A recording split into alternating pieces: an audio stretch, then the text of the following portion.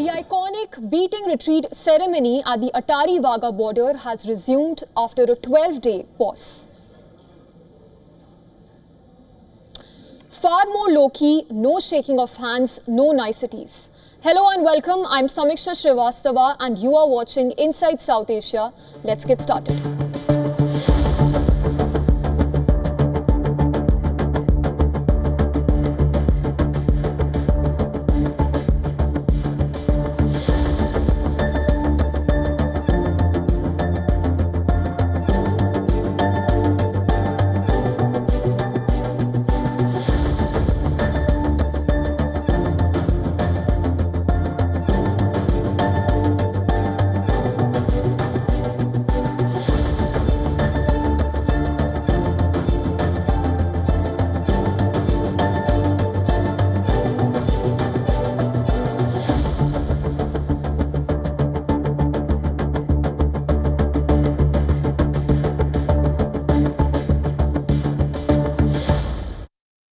The Government of India's target of wiping out Maoist guerrillas by March next year is well on track.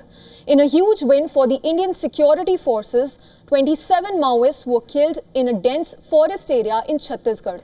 More than this number, it's the killing of one of the cadre's most wanted men that adds a new fillip to the fight. Take a look at this report.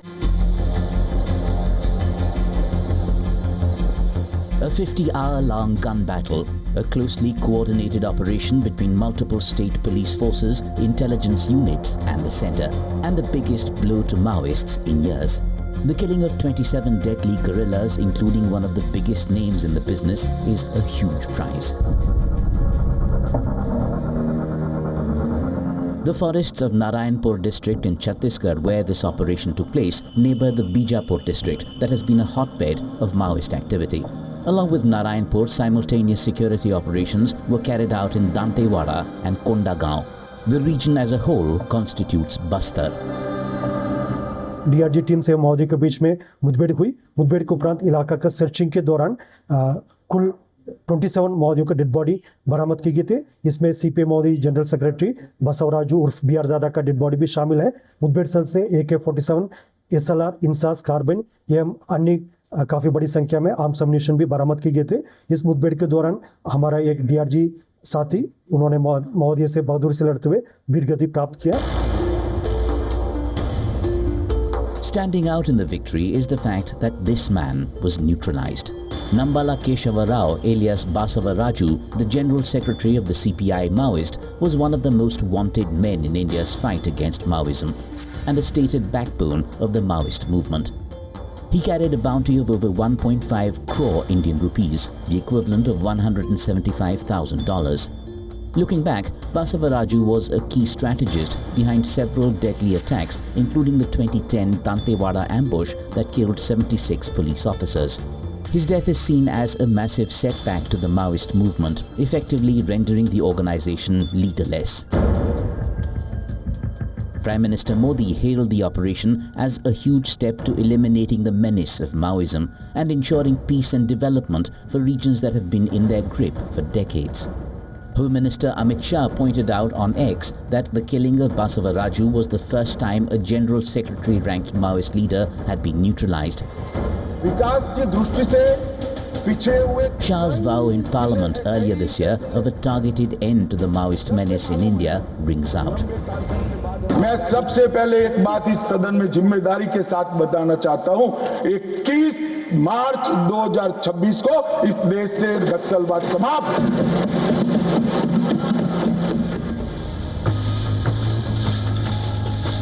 The latest operation is part of a bigger intensified counter-insurgency effort dubbed Operation Black Forest. Across Chhattisgarh, Telangana and Maharashtra states, 54 Maoists have been arrested and 84 surrendered after the 21st of April when it took off. The operation has targeted strongholds along the Chhattisgarh-Telangana border, particularly in the Kare-Gutalu Hills region. Over 20,000 personnel from various internal security units across the country have been involved. Besides the arrests and surrenders, a huge cache of rifles and ammunition, explosives, IEDs and more have been recovered.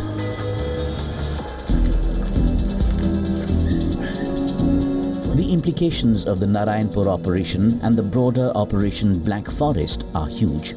Expect a sharp rise in Maoist surrenders, especially in Maoist-infested regions of Bastar and Gadchiroli in Chhattisgarh. Top commanders neutralized and key supply lines disrupted point at a significantly weakened movement and an anti-development fight on its last legs.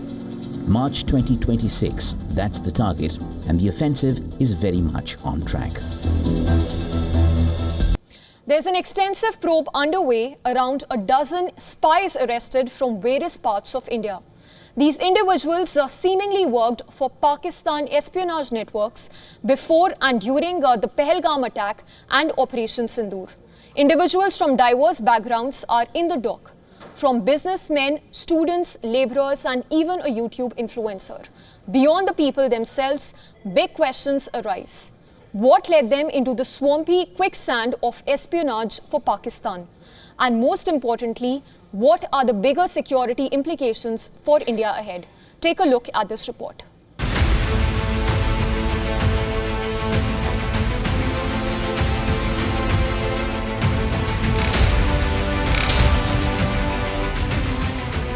A spy network with threads to Pakistan, sensitive military information accessed and leaked, a well-oiled nexus at work.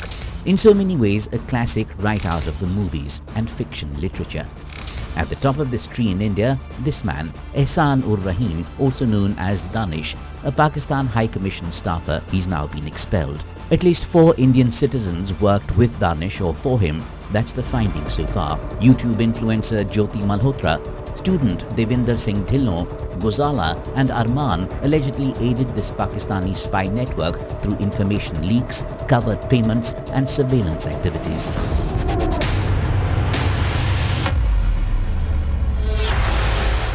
It's a long and growing list beyond these 4, from allegedly transferring videos and pictures of sensitive army installations and locations, strategic microtransactions, cross-border smuggling and more. The arrested include a businessman, a student, a security guard.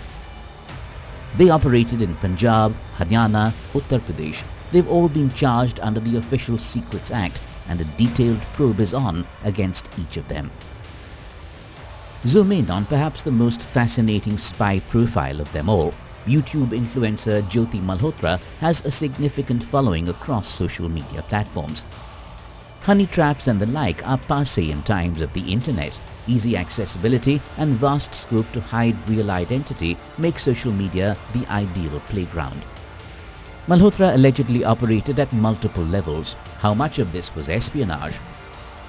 And how much the genuine social media content creator influencer is under probe? Images surfaced showing Malhotra with a man who delivered cake to the Pakistan High Commission a day after the Pahalgam terror attack.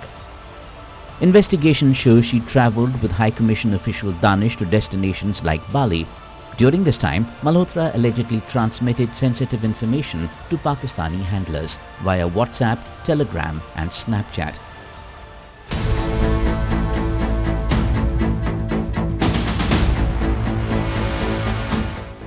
Jyoti Malhotra's YouTube channel Travel with Joe features videos of visits to key pilgrimage sites between December 2023 and February 2025 to Varanasi, Ayodhya, Prayagraj, Vrindavan. They've been scrutinized for potential intel gathering activities. How much was deliberate leaking of sensitive information? Are there videos that are not in the public domain that reveal much more? There's much to be probed. The National Investigation Agency is examining Jyoti Malhotra's digital communications, travel history and social media content. From content leaked to the impact to the broader implications. There can be no doubt that sensitive information released to the enemy spells big danger, short-term and long-term. There will likely be audits and reviews of internal security protocols. Were government or defense insiders compromised? That will mean stricter vetting and monitoring procedures. Implications could reverberate through diplomatic channels and defense planning ahead. For the India-Pakistan relationship already under tremendous strain, suspicion and distrust keep multiplying. Bharat पर आतंकी हमला हुआ तो मुंह तोड़ जवाब दिया जाएगा। India swooped down hard against Pakistan-sponsored terrorism in Operation Sindoor earlier this month.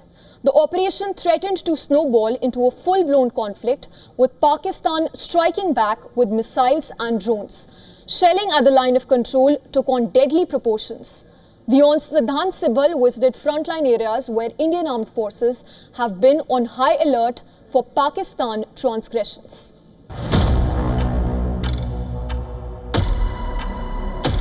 From a strategic location at the LOC, WION witnesses the might of the Indian artillery units. Military personnel are engaged in artillery demonstrations. They are always prepared to face any threat from across the border. The recent drill which you just saw, it was a drill in which we engaged the enemy targets. As part of the Op Sindoor, we had used the same drills which we had practiced before, and during the operation we put it into effect to target the enemy launch pads in the Lipa and the Neelam Valley. As you are aware, there were clear aim to engage the enemy terrorist infrastructure, and the same was done accurately by the artillery of this formation. In the aftermath of the ceasefire violation by the Pakistani side, this is the location, in fact one of the locations from which the Indian side was able to thwart the Pakistani attempts and give a strong response to the Pakistani side. And these are the weapons, as you can see behind me, which played an important role in terms of giving a strong response to the Pakistani side. At India's fortified military post, India's air defense systems remain vigilant. Pakistan reportedly fired over 600 drones at India during Operation Sindoor, all of which were neutralized by India's defenses. Now this mountain range behind me is critical and important. Beyond this is Pakistan-occupied Kashmir, and we know that once the Pakistani side indulged in ceasefire violation and were attacking India, India was able to thwart that, and these forward location, the forward posts which are located at the line of control, played an important role in thwarting the Pakistani misadventure. See, the army air defense is on all toes, like 24/7, and we are all ready. If something happens, we are all of us are alert.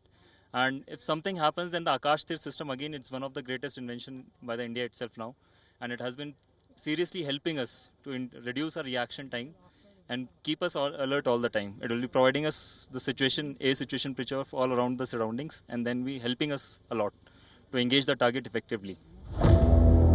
From the front lines behind the mountainous terrain lies the POK. WION saw the strategic hub that decimated a Pakistani border post.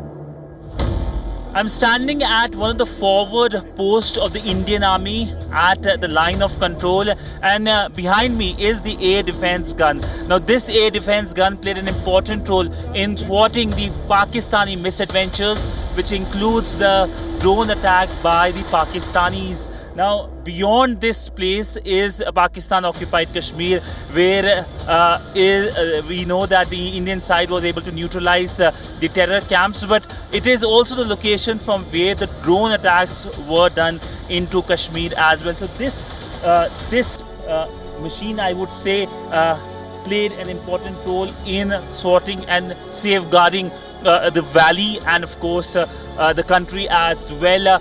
We know that there is a fragile ceasefire understanding that continues, but balls in the court of the Pakistani side that if they will stand by the agreement. But all in all, on the ground, the situation is stable, primarily because of the grit and determination of the Indian Army. India's multi-pronged response, artillery, air defense and border operations has sent a clear message. Every violation will face overwhelming retaliation. Bureau Report, WION World is One.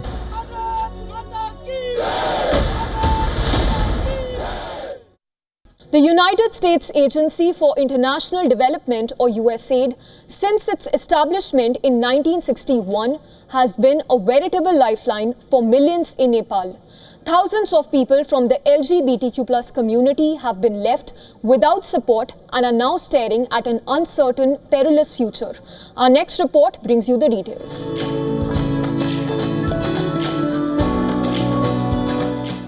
For Nepal's LGBTQ+ community, the past few years have been of rapid advancements in securing their rights.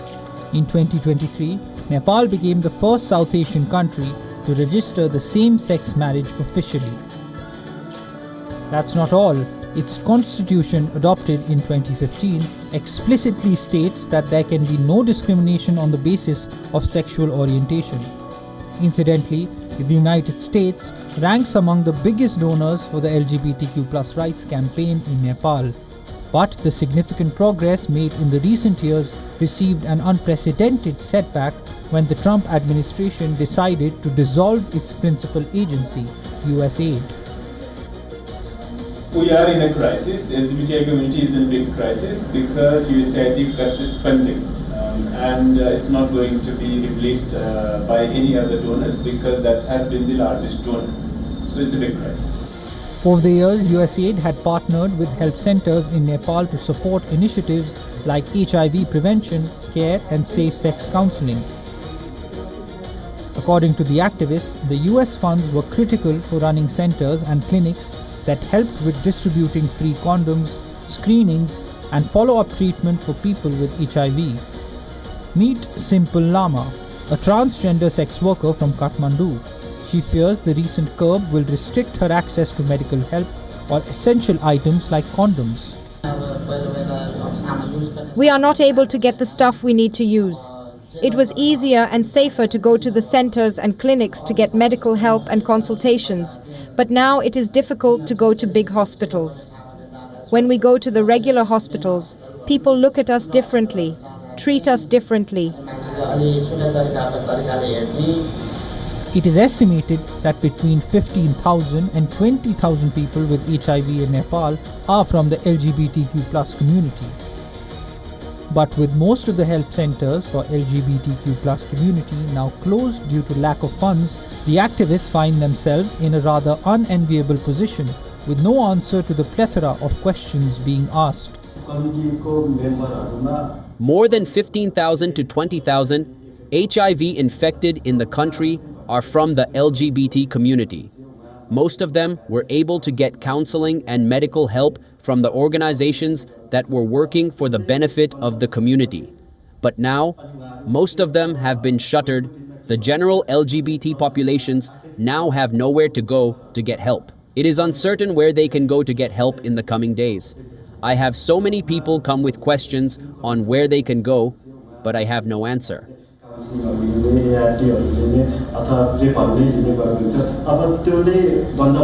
It is feared that in the absence of counseling or support, the LGBTQ+ community members may be forced to hide their true identity. Even worse, aid cuts could lead to more HIV infections as people will now not be able to find guidance on safe sex measures. Members of the LGBTQ+ community who were earlier working at the help centers, which have now shut down, might be compelled to join the ranks of sex workers in their bid for survival. But the adverse impact of USAID funding cuts isn't limited to Nepal. In Bangladesh, the USAID cut by the Trump administration has adversely impacted humanitarian efforts, particularly concerning the Rohingya refugee crisis and the health sector. According to aid officials, critical health facilities and programs have been suspended, leaving vulnerable populations without essential care. In addition to this, NGOs and other social organizations have been severely affected, with potential job losses and disruptions in various development initiatives. In 2023, Bangladesh received USD $490 million in aid from USAID, while Nepal secured a $659 million 5-year development deal in 2022. The sudden announcement of aid cuts has hit these two countries hard, which have long relied on USAID for essential programs in food security, healthcare, education, and agricultural development. Both countries need to introspect within and find ways to build themselves. Each country must diversify its trade and investment partnerships. That's the only way forward. Now, Afghanistan's capital, Kabul, has been grappling with a severe water crisis that threatens the city's sustainability and well-being of its citizens. Unruly and rapid urbanization, mismanagement over years of conflict, as well as climate change are taking a toll. International agencies have warned that the worst is yet to come.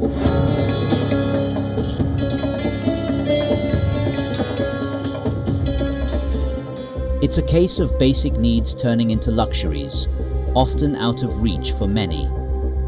Every week, Bibi Jan scrapes together some of her husband's daily wage to buy precious water from tankers that she says raise costs almost at will.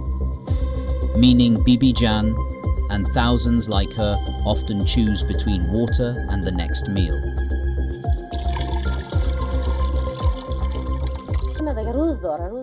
My husband is a day laborer, so he earns less than $2 per day. When we need water, he doesn't buy anything on that day. Usually when we need things at home, he brings them. But when we don't have water, he doesn't bring anything from the market for 2 days. He just brings the money home, so then we can buy water.